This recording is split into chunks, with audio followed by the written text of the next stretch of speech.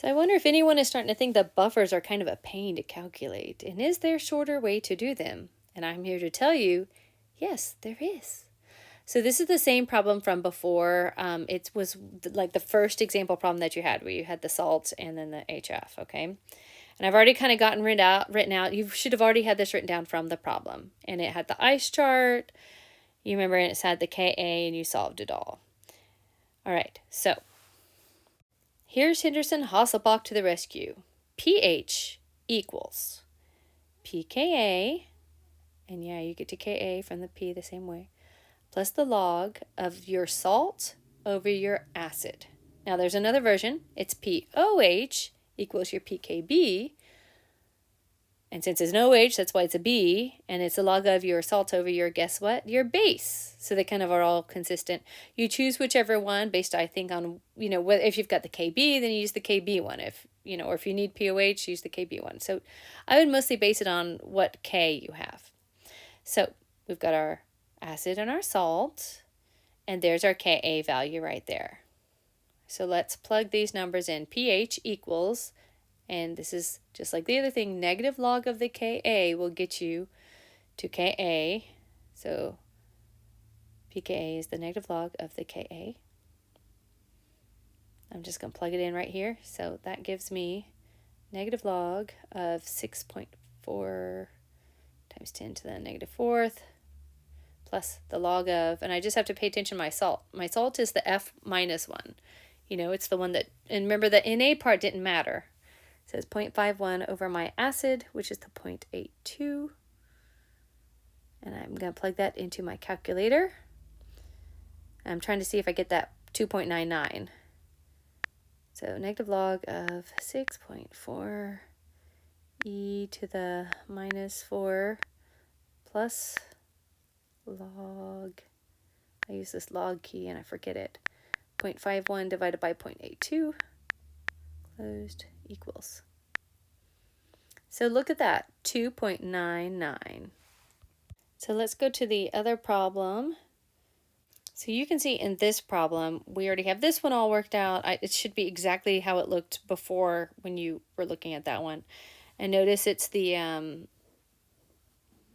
thing where we had to convert it into moles both times, and then we had to do the ICF chart.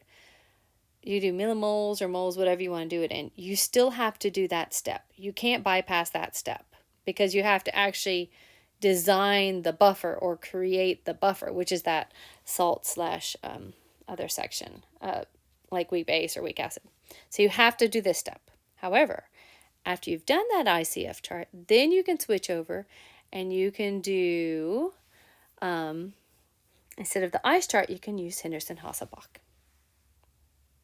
Okay, so I'll notice that this is POH because we made OH over there, right? So we're doing the PHOH version of the equation, but since it's just going to be the pKb, which notice we have the Kb plus the log of the base, the salt over the base.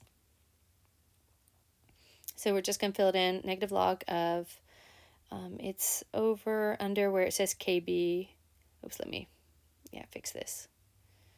All right, so the 4.3 times 10 to the minus 10th is the number. All right, plus the log of, and then the salt is that 72 number, and then the 21.6.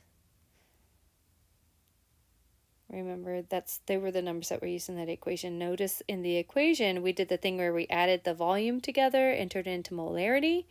I can go ahead and include that here, but they're going to cancel out because it's on top, like one's in the numerator, one's in the denominator. Okay, so I'm going to just take the 72, which is my salt, over this millimoles that I'm putting in, the 21.6. Again, that's POH. And so I'm still going to have to do 14 minus the POH to get to my pH, right? So I'm going to plug all these numbers into my calculator. And the number I'm looking for the POH part of it is that 9 number. So negative log of 4.3 times 10 to the minus 10th plus the log of 72 over 21.6. Look at that. It's that 9.89 number, 889. Do you see it? It's underlined over there on the right. So that's cool. They totally match up. And then I'm going to do 14 minus, just like before, to get my pH.